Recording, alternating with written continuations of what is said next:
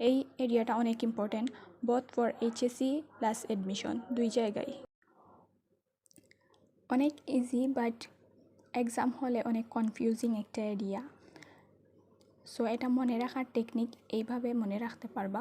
Thermometer দুটির পার্থক্য বেশি হলে, বেশি থেকে লাস্টে আছে শুষ্ক, এভাবে মনে রাখতে পারবা।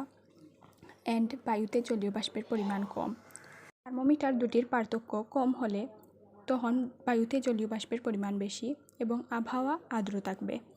আবার থার্মোমিটার দুটির পার্থক্য ধীরে ধীরে কমতে থাকলে, ধীরে ধীরে যদি কমতে থাকে তাহলে বৃষ্টি হওয়ার সম্ভাবনা রয়েছে।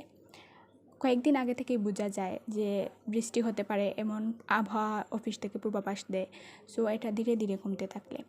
থার্মোমিটার দুটির পার্থক্য হঠাৎ কমতে থাকলে মানে ঘূর্ণিঝড় হতে পারে, ঝড় বৃষ্টির সম্ভাবনা রয়েছে।